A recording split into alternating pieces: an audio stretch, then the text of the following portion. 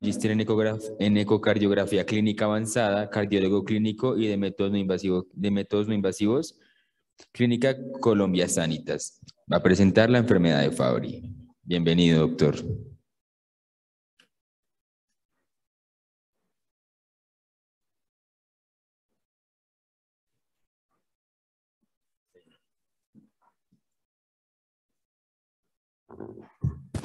Bueno, buenos días. Ya casi tardes, ¿no? Primero que todo, bueno, agradecer precisamente por la invitación al comité organizador por este buen evento y precisamente todo lo anterior en el contexto de la educación médica continuada. Entonces, quiero traerles un tema que realmente me apasiona, me gusta y me parece muy interesante desde que aprendí a conocerlo, como es la enfermedad de Fabry. La enfermedad de Fabry corresponde a un abanico de muchas cosas en las cuales precisamente quise colocarle ese título.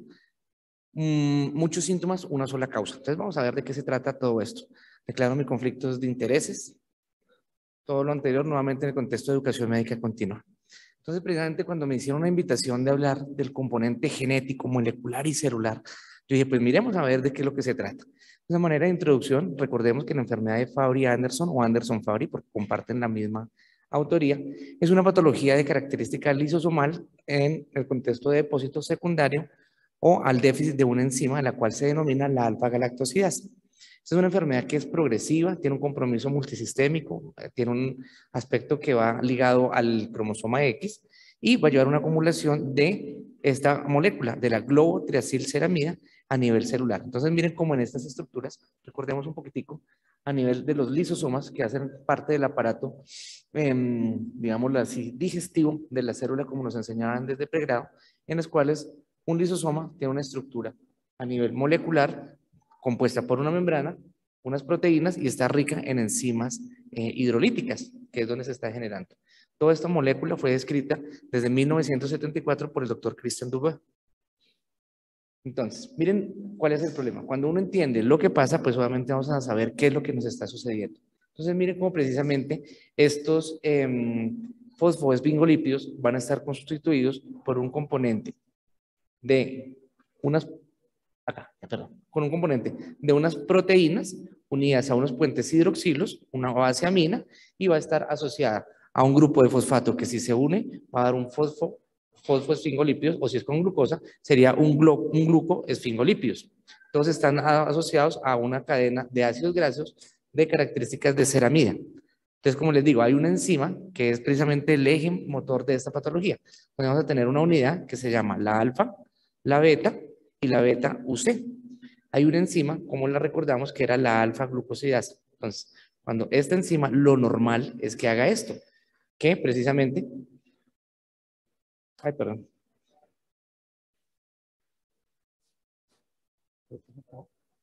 No corre.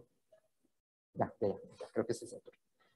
Entonces, esta enzima, que precisamente la vemos aquí, nos va a liberar entonces un componente de una galactosa y la lactosilceramida. Todas esas estructuras van a tener una función de estructura celular, van a regular los niveles de lípidos y alternamente nos generan proteínas de reconocimiento a nivel celular. Cuando esta enzima no existe, no tenemos precisamente la destrucción de este complejo proteico, en los cuales, no sé qué pasa, en los cuales precisamente no hay una disolución, una disolución de esta subunidad, generando el acúmulo de este sustrato, al cual se llama la globotriacilceramida GL3 o GB3. Estas enzimas que se están acumulando, precisamente estas enzimas no degradadas, nos están generando que se acumulen en una forma de todas las membranas celulares y obviamente es el responsable de esta enfermedad. Entonces recordemos que aquí hay dos actores importantes, la alfa-galactosidasa y la ausencia de la misma. Entonces, en este contexto, si este déficit enzimático es completo, nos va a generar unos compromisos multisistémicos. Predominante a nivel cardíaco, a nivel renal, a nivel del sistema nervioso central periférico, piel y los tegumentos, como ya los vamos a ver. Si este déficit puede ser parcial, vamos a tener un componente en los cuales van a tener unas variantes diferentes, como compromisos renales o a nivel cardíaco. Miren cómo en esta microfotografía se están viendo cómo precisamente a nivel celular hay el acúmulo de la globotriacilceramida. Miren cómo está este GB3 se va acumulando.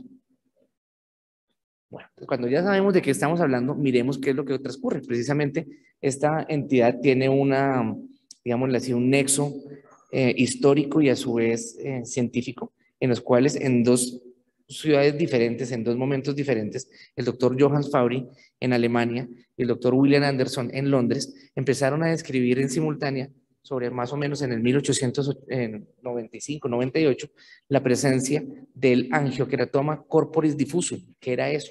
Empezaron a darse cuenta que habían pacientes que tenían angiokeratomas en una forma diseminada y no controlada, como son las imágenes que podemos ver. Miren cómo en la figura número 1, en la figura 2 algo diseminado y en la figura 3.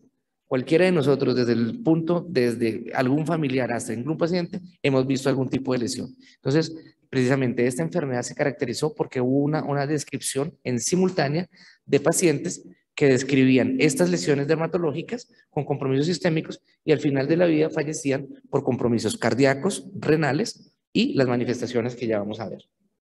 Entonces, a nivel de la epidemiología, miren cómo precisamente con estos valores hay una mayor incidencia sobre los países europeos a nivel de Italia y en Taiwán con los valores que estamos viendo, con una incidencia y una prevalencia como la pueden describir. Entonces, recordemos que la enfermedad de Fabry-Anderson es una enfermedad panétnica, no tiene ningún compromiso sobre ningún género o especie.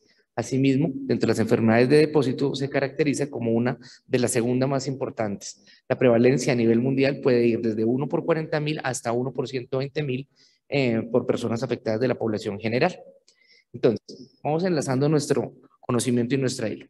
Como ya sabemos cuál es el defecto enzimático, cuál es el compromiso que va a tener, vamos a tener estas tres variables: el acúmulo, el tiempo, la severidad y las comorbilidades van a ser los responsables del daño a nivel general. Entonces, si yo conozco precisamente que del tiempo en el que se lleva acumulando esta enfermedad, este depósito, digamos así, a nivel celular, a nivel sistémico, la severidad con que lo haga y si existe un compromiso genético asociado, como son los factores de mutaciones de la alfa-galactosidasa, la presencia y las variaciones de las interleucina 6, componentes sobre todo lo que afecten el óxido nítrico, que se refleja en una disfunción endotelial, mutaciones sobre el factor 5, alteraciones sobre la proteína dependiente de la vitamina K, sumados a un contexto de colesterol, triglicéridos, hipertensión, un estilo de vida, pues van a ser los responsables directos de la entidad manifestadas. Bueno.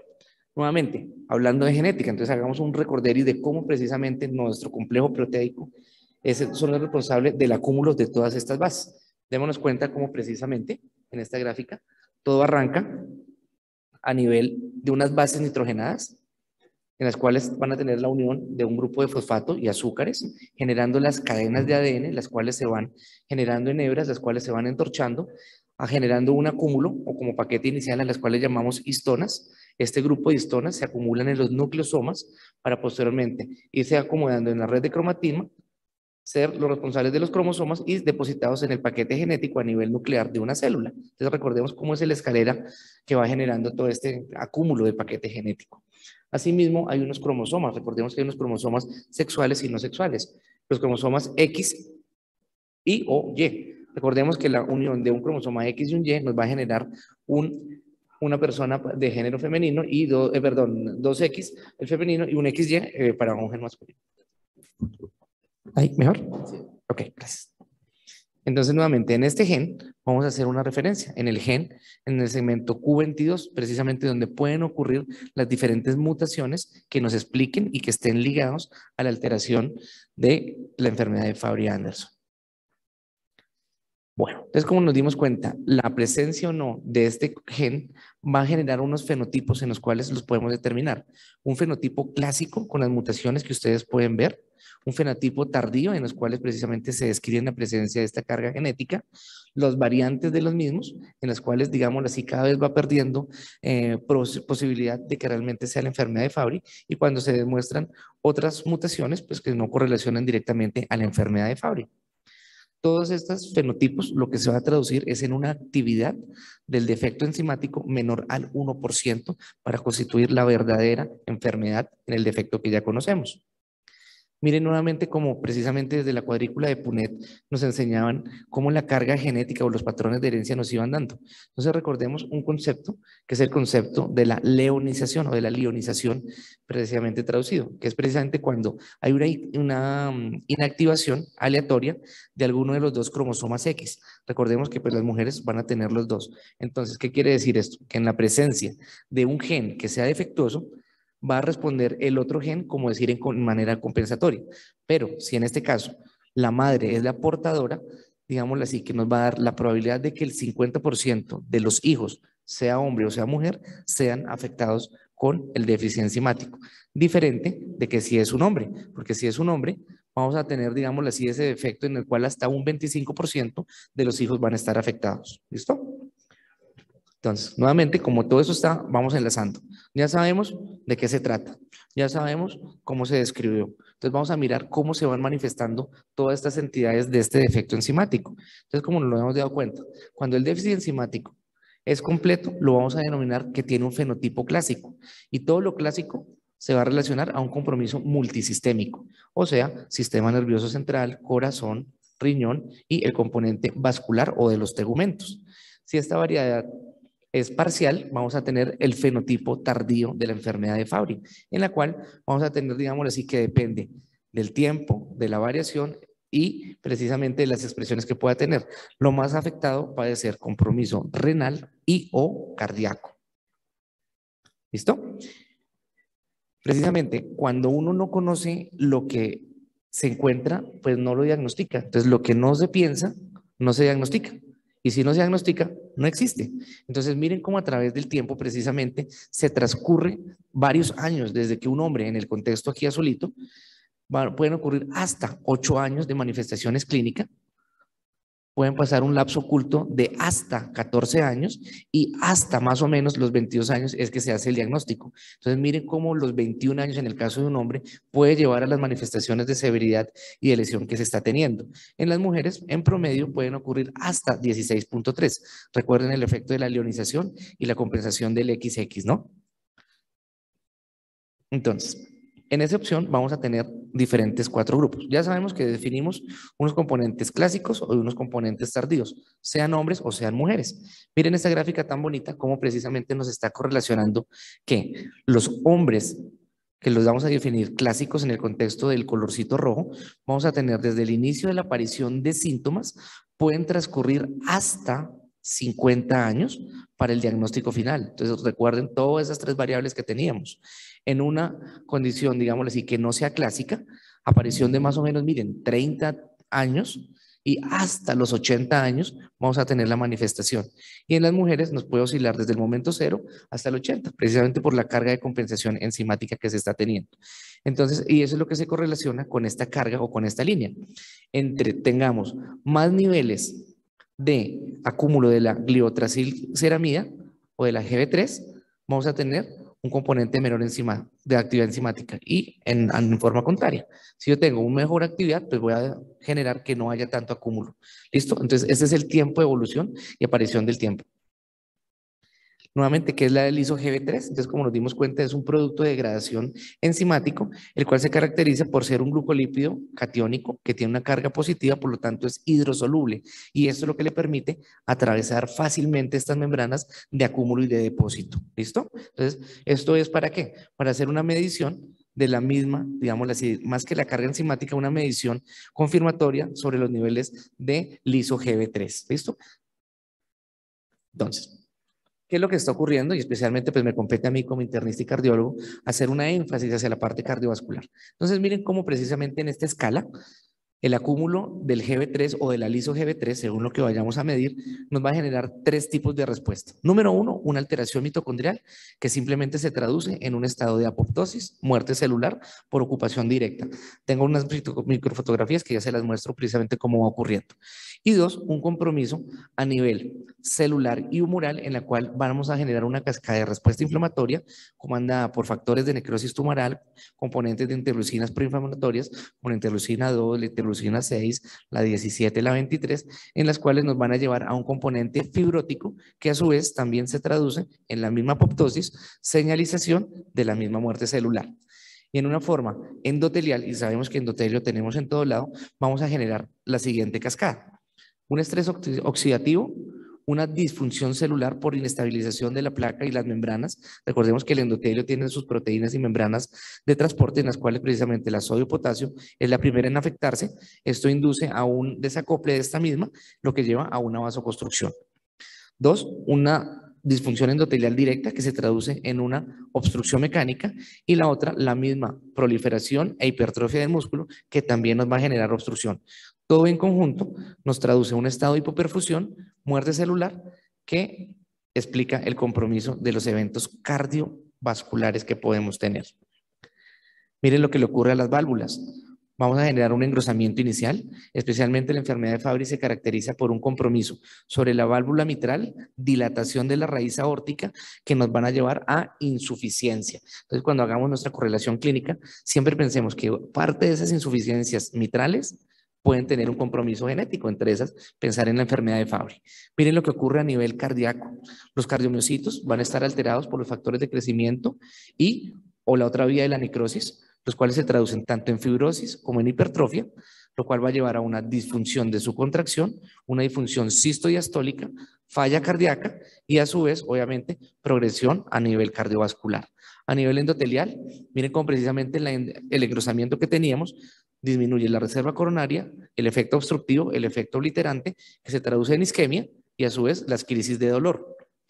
Y a nivel de la conducción, alteraciones eléctricas como son un síndrome de preexcitación como los PR cortos, componentes de bradicardia, bloqueos AB, arritmias que pueden inducir a palpitaciones, muerte súbita o componentes de fatiga o síncope. Si se dan cuenta, hay muchas estrategias que día a día vamos encontrando. Entonces uno dice, ¿será que esta bradicardia puede tener algo de Fabry? ¿Será que este PR puede tener alteraciones de Fabry? Ahorita nos compartieron una información bien importante sobre los síndromes de QT. Todas estas arritmias también pueden tener un sustrato a este nivel. Entonces, nuevamente, otro archivito para ir guardando en nuestro arsenal diagnóstico. Repito, lo que no se piensa, no se diagnostica, y lo que no se diagnostica, pues no existe. Miren cómo la epidemiología y precisamente toda la información nos va generando y nos va seleccionando unos síntomas. Entonces, miren cómo las acroparestesias, los angioqueratomas y las alteraciones a nivel sensitivo como la dishidrosis van a puntuar con un gran, digámoslo así, un punto relevante a nivel epidemiológico. Dos, pueden haber síntomas como precisamente la intolerancia al ejercicio, los desórdenes gastrointestinales, los componentes de sudoración en la piel y componentes, recuerden que y también precisamente uno de los blancos de respuesta inflamatoria siempre es el ojo, especialmente la córnea. Son puntos, digámoslo así, de respuesta inflamatoria extra o periféricos para tener en cuenta. Finalmente, la enfermedad cardíaca, el compromiso renal y el stroke. Pero miren cómo precisamente a nivel de semáforo se las quise traer para que nos demos cuenta que la acroparestesia, los angioqueratomas y las dishidrosis son las denominadas crisis de Fabry. Cuando una persona ya precisamente está generando toda esta evolución, debemos de pensar de que hay algo que ocurre con un tiempo de bien atrás. Como nos dimos cuenta, entonces, ¿por qué precisamente a nivel periférico? Recuerden que la liso-GB3 o la GB3 también se puede acumular tanto en la piel como en el sistema nervioso. Y hagamos acá un recorderis. Recordemos que precisamente a nivel de las fibras, digámoslo así, de conducción, podemos tener un componente motor o sensitivo, donde hay unas fibras gruesas que nos van a dar el control muscular, asimismo la nociopercepción, tacto, vibración postural. Y las fibras finas nos van a estar asociadas a un componente térmico, de dolor, sudoración y un componente, digámoslo así, autonómico. Entonces, según el grado de compromiso, estas fibras nerviosas nos van a explicar los síntomas que vamos dando. Miren precisamente cómo a nivel del tiempo nos van generando el compromiso. Lo primero que nos afecta desde el momento cero son los compromisos de los nervios periféricos con una media de más o menos sobre los 10, 14 años, como lo habíamos dicho. Pero yo repito, a nivel cardíaco, miren cómo se va ocurriendo sobre más o menos los inicios sobre los 17, 18 años, con una media de 30 a 35 años, que es cuando hacen las manifestaciones de esta entidad. Y así mismo para los diferentes órganos, como ustedes los están viendo. Miren a nivel de un ecocardiograma, cómo esa hipertrofia se va generando, uno, como respuesta inflamatoria y dos, como enfermedad de depósito directo. En la figura A estamos viendo una correlación de una ventana ecocardiográfica de 4 cámaras en las cuales empieza a ver un aspecto infiltrativo que se correlaciona con la figura D, en la cual va mostrando la hipertrofia, algo de compromiso infiltrativo y ecocardiográficamente, como ya lo vamos a ver, nos va a dar la explicación de una cosa que se llama el signo binario. Miren cómo a nivel se empiezan a ver como si fuesen dos paredes. Y asimismo en forma progresiva. Miren lo que pasa en la figura B. Miren cómo este endotelio, ¿sí? Se va engrosando la capa media y la otra precisamente hay una infiltración a mayor nivel. Y posteriormente en la C una condición final de lo que explicaría ese componente de hipertrofia a nivel del ventrículo. Entonces es un componente que es progresivo y es directamente proporcional con las 3 variables que ya conocimos: tiempo, edad y severidad de lo que nos va ocurriendo. Miren nuevamente lo que les decía, estas son esquemas de ecocardiogramas en los cuales en el A tenemos un eje largo en el cual se está mostrando una primera capa y una segunda capa, que ese es el signo binario. ¿Sí? Como le decíamos alguna vez, o como yo le decía, un ecocardiograma es mucho más que la fracción de eyección, tiene otras cositas que nos van ayudando. Miren cómo en el B, precisamente en un eje corto a nivel de los músculos papilares, se empieza a denotar esta hipertrofia. En el C, nuevamente un eje de 4 cámaras. Esto corresponde al ventrículo derecho, ventrículo izquierdo, aurícula derecha, aurícula izquierda y el componente de las válvulas. Miren nuevamente cómo va la válvula, un poquito engrosada. Miren lo que les digo, el signo binario que es patognomónico. Y este es un videito. Creo que no corren los videos, ¿no? No corren los videos, ¿no? ¿Funciona? Bueno. ¿No? Creo que no. Bueno, quise traerlos en videos, son videos dinámicos para que los viesen, pero pues cosas de logística en última opción. No correr, definitivamente no. Acá lo que quiero que rescaten es que precisamente miren cómo nuevamente este ventrículo se ve infiltrado, tiene un aspecto de patrón granular, que es lo que sugiere nuevamente el depósito de este componente enzimático. Bueno, entonces, a medida de la edad vamos a encontrar una presencia y una variedad de un organismo de síntomas que se pueden ir como barajando de muchas cosas. Entonces, si a uno le pregunta que si una persona entre los 17 y los 30 años consulte por dolores de crecimiento, componentes articulares, componentes reumáticos, componentes neurales, componentes, digámoslo así, oftalmológicos, componentes digestivos, ¿sí? Lo último que yo puedo llegar a pensar, pues que sea una enfermedad de Fabry, pero vuelvo y le digo, si no lo conozco, pues tengo que empezar a tenerlo dentro de mis archivos personales. Entonces, pues precisamente toda la sumatoria y el conocimiento es lo que puedo llegar a un diagnóstico de enfermedad de Fabry. Y recordemos precisamente la tríada que nos va a dar: dolor, fiebre y linfadenopatías. ¿Listo? Para entenderlas y recordarlas, siempre la idea es tener un componente dinámico. Entonces existen unas mnemotecnias en las cuales se han denominado la mnemotecnia Fabry-C o las 7 A's, la que cualquiera podamos tener.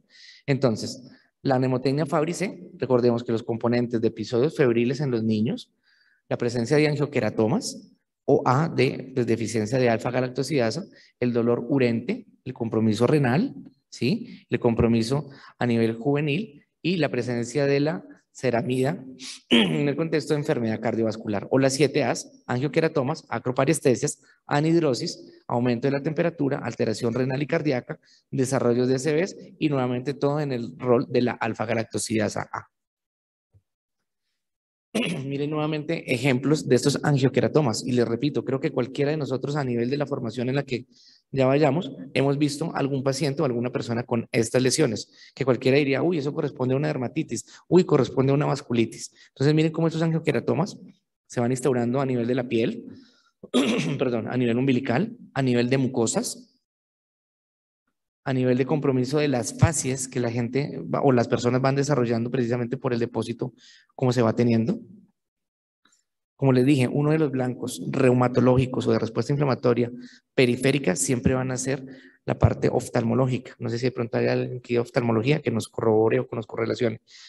Pero dentro de esas, la principal o un blanco patognomónico es la presencia de la córnea verticillata y los diferentes anillos como tales. Miren cómo se ve una córnea verticillata. Miren, esto corresponde al depósito y acúmulo de los del GB3 o del iso-GB3. Miren nuevamente cómo hay una neovascularización, como ya lo vimos en nuestra cascada de respuesta inflamatoria. Entonces siempre hay que tenerlo. Pero esto, la córnea verticillata, es muy sugestivo de una enfermedad de Fabry. Perdón. A nivel cardíaco, entonces como ya lo sabíamos, se caracterizaba por una hipertrofia. Miren cómo las cavidades van generando ese aumento de aspecto directo, ¿sí? Como reflejo de una hipertrofia, tanto del ventrículo izquierdo como del ventrículo derecho, componentes valvulares, componentes arritmogénicos y obviamente el trastorno de disfunción diastólica que pueden, digámoslo así, llevar incluso pues a una muerte o una condición de los pacientes que llegan en una falla cardíaca tan avanzada en las cuales llamamos idiopática, pero precisamente el sustrato pudo haber sido una enfermedad de Fabry. Dentro de esto precisamente quiero recalcarles acá, no sé si ven la imagencita. Siempre que a ustedes les describan hipertrofia de los músculos papilares, piensen en una enfermedad de Fabry, porque es una de las enfermedades que inducen a la hipertrofia de estos músculos. Miren cómo les decía, miren cómo va progresando este corte de endomiocardio en una tinción de azur 2, cómo se va mostrando los gránulos que van llegando. Le digo, desafortunadamente el video no corrió, pero pues era dinámica, en los cuales los gránulos van llegando, van impregnando, impregnando, impregnando. No sé si notan aquí a este nivel cómo se van ubicando y van llenando con la infiltración directa. Pero digo, desafortunadamente el video no corrió. Bueno. Nuevamente hace parte del video, era una imagen dinámica en las cuales precisamente miren cómo todas estas membranas basales glomerulares se van impregnando a nivel, acá en lo más negrito, de una forma dinámica y van ocupando el espacio. ¿Listo? Esta es una gráfica que nos resume más de lo mismo. El compromiso valvular, o sea, estructural, el del endotelio y la inducción de arritmias precisamente por el compromiso sobre el sistema de conducción. Entonces, miren nuevamente otras de las condiciones u otros argumentos que nos hace pensar en una enfermedad de Fabry. A nivel eléctrico, podemos entender síndromes de preexcitación, signos de sobrecarga del ventrículo, trastornos secundarios a la repolarización, arritmias tipo fibrilaciones, bloqueos auriculoventriculares completos o taquicardias ventriculares. Entonces, nuevamente, cuando a uno nos digan en alguna de las rotaciones causas de FA, piensen en una enfermedad como es de Fabry. Miren las manifestaciones de las mismas arritmias ventriculares. Mucha gente diría, eso no son extrasístoles ventriculares, pero el sustrato ya podemos saber de dónde viene. Miren el componente de los bloqueos avanzados, las taquicardias ventriculares. Entonces, siempre pensamos y tengamos que eso lo puede generar. Asimismo, en el ecocardiograma, que es precisamente una de mis grandes pasiones, si me citen, quise traer estos 7 argumentos. Pero les digo, un ecocardiograma o el reporte de un ecocardiograma es mucho más que la fracción de eyección. Entonces, miren, ¿se acuerdan que ya aprendimos cuál era el signo binario? 2, el engrosamiento de los músculos papilares, la función o alteración sistólica con una disfunción diastólica anormal, cuando le reporten a uno disfunción diastólica, y la alteración de los patrones del estrés y la imagen de doble pico. Entonces vamos a mirar de qué se trata eso. Suena complicado, pero no lo es.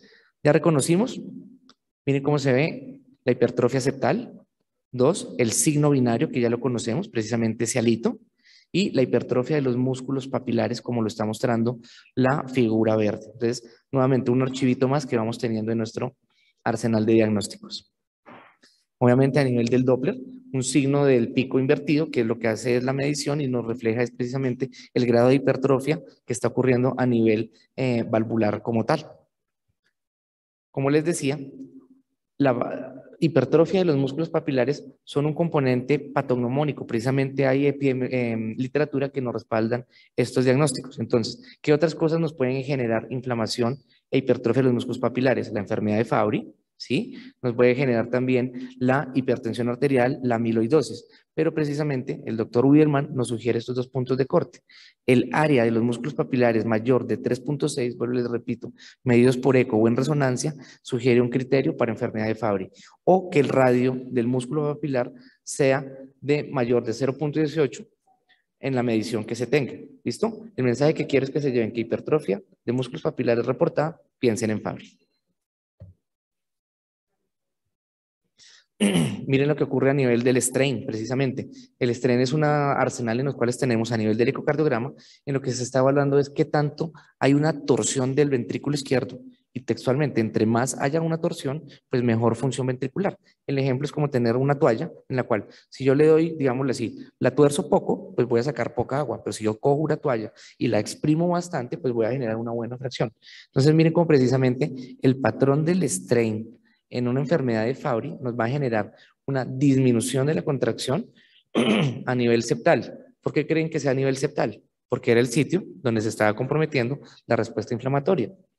¿Listo? En la figura B se está comparando es con una enfermedad tipo amiloidosis en la cual se caracteriza es por un compromiso de hipercontractilidad sobre los segmentos apicales y por eso da este signo al cual se denomina el signo de cherry on top o cereza en punta o bandera de Japón. Entonces, obviamente es para que des en cuenta cómo en el strain hay una diferenciación de la mecánica estructural que está generando a este nivel el corazón. Y asimismo, la correlación de cómo precisamente va ocurriendo una hipertrofia en la grado 1, grado 2, grado 3 y el compromiso que nos está dando. ¿Se acuerdan que decíamos que el Fabry también comprometía las válvulas? Miren cómo precisamente una insuficiencia de la válvula mitral se va propagando. Hoy le repito, no sé por qué no corrieron los videos, pero pues ahí quedamos. 2, la dilatación. Esto es una vista del el plano valvular aórtico, en los cuales tenemos la unión del anillo, los senos de Valsalva, la unión sinotubular y la aorta ascendente. Entonces, cómo progresivamente se ha ido ensanchando. Nuevamente, compromiso por enfermedad de Fabry. Utilidades más recientes y de mayor poder, como es la resonancia cardíaca, precisamente nos van a mostrar los patrones de realce, que es un reflejo del componente estructural y a su vez celular. Entonces, precisamente estos realces, recordemos que los realces pueden tener un compromiso isquémico o no isquémico, y dentro de los realces no isquémicos, la característica del compromiso a nivel basal e inferolateral me hace pensar en la enfermedad de Fabry-Anderson o Anderson-Fabry. Miren cómo se ve precisamente los patrones que les decía. Hay un patrón isquémicos, en los cuales precisamente hacen pues, correlación hacia enfermedad coronaria, pero los patrones no isquémicos, como lo es en esta zona de un parchado sobre las zonas septal e inferior, hace pensar en la enfermedad de Fabry. Miren nuevamente un poquitico más avanzado, precisamente una tecnología como es la cardiorresonancia y a nivel del T1 mapping.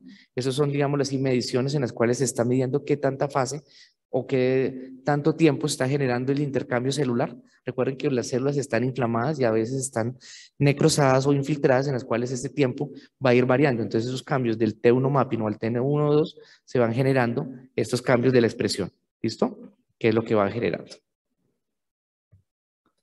Esto es más de lo mismo, en los cuales nos está mostrando que a través del tiempo, la parte estructural se va alterando, pero precisamente va correlacionando con alteraciones electrocardiográficas, alteraciones estructurales y funcionales, como son la medición de los péptidos o troponinas, que se van a traducir precisamente en la falla cardíaca como la progresión lineal de la infiltración a nivel miocárdica. Todo esto es como un recorderis en los cuales precisamente desde el momento cero el deterioro de precisamente del paciente y los síntomas que van llevando van directamente proporcionales al tiempo de vida y diagnóstico. Entonces miren cómo precisamente en las primeras fases arrancan las acroparestesias, las alteraciones de hipodrosis, la intolerancia al ejercicio, al calor como tal. Y a medida que va pasando el tiempo, con relación al almacenamiento de la GB3, mayor compromiso de tejidos, nos va a dar una falla orgánica y que todo está en promedio, como lo vimos cuenta, sobre la tercera década de la vida. Como ya sabemos que existe, ya sabemos de dónde es, pues ¿cómo lo voy a diagnosticar? Entonces, precisamente, recordemos que es el caso de ser muy diferente, si es para una mujer o para un hombre. Si es para una mujer, voy a tener una clínica, que es precisamente donde así nos reta el diagnóstico como tal, más una prueba molecular que nos vaya a confirmar el déficit enzimático. Y si es un hombre, recordemos precisamente por la variante que puede tener, vamos a tener la clínica, un dosaje basal enzimático y la confirmación en leucocitos del defecto como tal que tenemos. Entonces siempre tener como digamos así, enfoque diagnóstico, que si es una mujer o es un hombre, porque precisamente involucra la diferencia. Miren entonces como precisamente todas las sospechas diagnósticas que ya tenemos, pacientes con hipertrofia septal, alteraciones cardíacas, alteraciones renales, alteraciones digestivas, alteraciones sensitivas, alteraciones motoras, nos va a ser mandatorio la medición de el dosaje basal enzimático para confirmar la presencia o no de la mutación y el factor de nivel. Recuerden que un Fabry verdadero va a tener un índice de actividad menor al 1%. Bueno, ¿qué tratamiento existe? No todo esto es tan desesperanzador. Precisamente desde hace una época ha salido un paquete enzimático precisamente que reponga este factor. Recordemos que el problema real del Fabry era que no teníamos una enzima que metabolizó y permitió que precisamente todos esos esfingolípidos se acumularan. Entonces, la terapia está dada o está a favor de, digámoslo así, la suplencia enzimática, en la cual puede ser con alfa-galactosidasa alfa o con alfa-galactosidasa beta. ¿Se acuerdan que habían dos en la estructura que teníamos? Entonces, precisamente, la alfa es de origen humano, va a una dosis desde 0.2 microgramos kilo cada 2 semanas y requiere, pues digámoslo así, en una infusión intravenosa. La opción beta son las células de ovario de hámster. 2, tiene una dosis de 1 miligramo kilo cada 2 semanas y también requiere pues, un componente endovenoso. Ha salido a la luz precisamente del avance el tratamiento con chaperonas, en el cual precisamente, ¿qué es una chaperona? Entonces una chaperona son todos los medicamentos que apoyen o acompañen precisamente el defecto enzimático, así como cuando le explicaban a uno, las reinas de belleza tienen su chaperona, entonces precisamente este defecto enzimático tiene digámoslo así, un apoyo o un acompañante que esté llevando el tratamiento. Entonces, precisamente son todas las moléculas que actúan a nivel del retículo endoplasmático, facilitando el plegamiento de las proteínas que estaban alteradas y de esta manera, precisamente, como llevar esa enzima que no estaba trabajando. Eso es a lo que se refiere una chaperona. Entonces, ¿cuál es la opción que existe con chaperonas? Se llama migalastat. El tratamiento es oral, viene a una dosis de 123 miligramos cada 48 horas. ¿Cuál es la limitante? Que desafortunadamente, como el defecto enzimático y pueden haber tantas mutaciones, pues no puede ser, digámoslo así, la opción como tan amplia, porque depende de la mutación que pueda tener esta entidad. Otro ejemplo de chaperonas, el saproterin dicloruro, precisamente en el tratamiento de la fenilcetonuria. Otra de esas es el tafamidis en el tratamiento de la amiloidosis, precisamente la cual está relacionada con trastirretina. Entonces, son precisamente cuando nos hablemos, ya sabemos que es una chaperona. Ya para terminar y precisamente agradecerles este gran espacio, la enfermedad de Fabry la han denominado como la enfermedad camaleón, porque precisamente tiene muchos colores, muchas entidades, muchas situaciones en una sola causa como tal. Los dejo con una foto de mi institución, Clínica Colombia. Muchas gracias.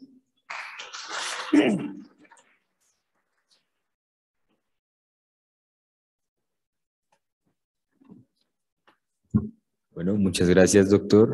No sé si alguno de aquí, de los que están aquí presentes o nuestros... una pregunta.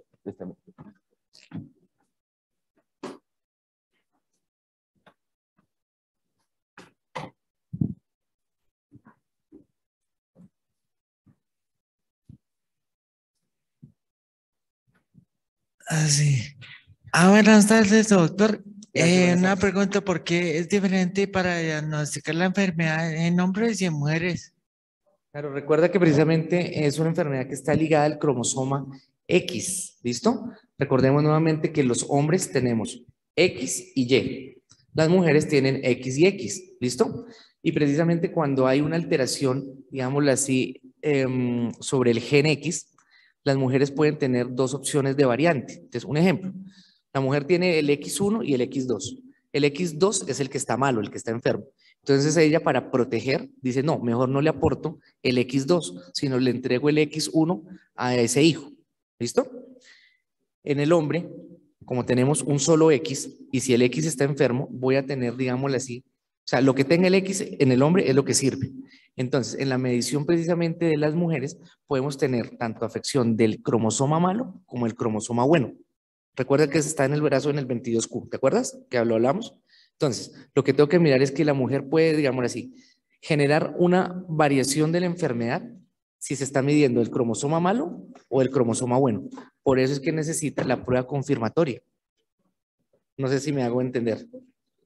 ¿Sí? O sea, precisamente, porque precisamente en las mujeres la enfermedad puede estar expresada en una forma abrupta si fue el X malo el que se lo entregó completamente la información genética. O el X bueno o parcialmente bueno puede tener algo de déficit enzimático. Entonces, precisamente, que puede variación. No necesito medir los niveles de la enzima, porque puedo estar midiendo la acción enzimática de alguno de los dos X. Por eso es que necesito es la prueba confirmatoria. En cambio, en el hombre, lo que yo mida es lo que tenga el X. En un hombre, si hay déficit enzimático, existe, porque solo es un X el que nos está aportando esa información.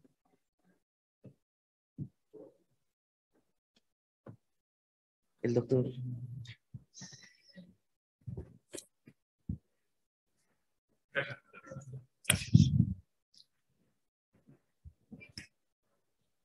Excelente, excelente, doctor. No, muchas gracias, doctor. Doctor Nieto, muy amable, muchas gracias por venir y darnos por este esta oportunidad. conocimiento. La frecuencia de Fabry en su fascística. Doctor, precisamente como le dije antes, y ahí en su merced de pronto me respaldan eso. ¿Cuántos de nosotros hemos visto alguna de estas enfermedades y se nos ha pasado un Fabry por la nariz de tos? Más o menos cuando, digámosle así, el diagnóstico verdadero de una enfermedad de Fabry puede tomar hasta, como su merced se dio cuenta, 30 años. Entonces, hay un subregistro que se dice que más o menos, pero puede haber más o menos a nivel de 4.000 a 10.000 Fabry por ahí andando entre nosotros. Entonces, lo que toca hacer es tener una conciencia de que existe esta enfermedad, de que hay que buscarla, de que hay que diagnosticarla para encontrarla. Claro, Obviamente hay un subregistro, mi doctor.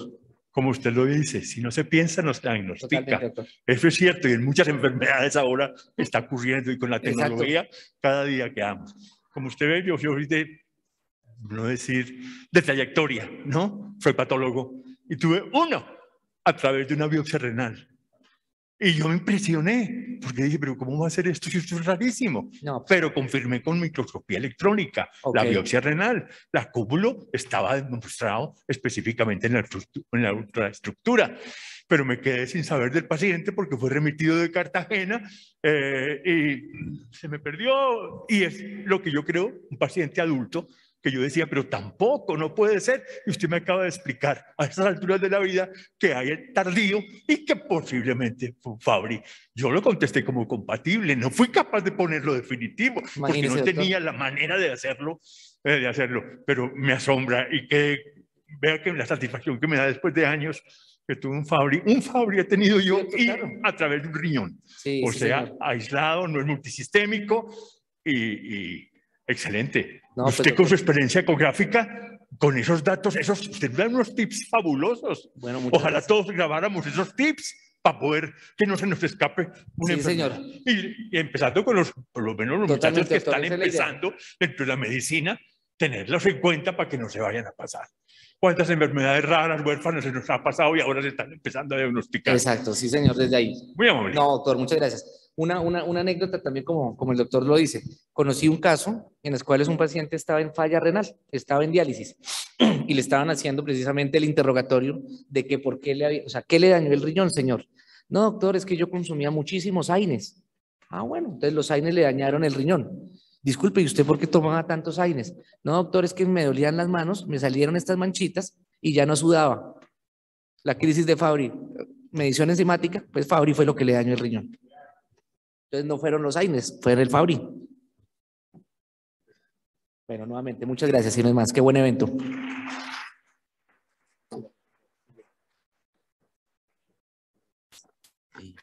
Muchísimas gracias, doctor. No sé si alguien más en el auditorio, porque me mencionan que no hay preguntas en los asistentes virtuales. Vale, entonces, doctor, muchísimas gracias. Está muy bien. Listo, doctor. Les recordamos que en caso de que tengan alguna duda o les surja alguna duda durante el transcurso del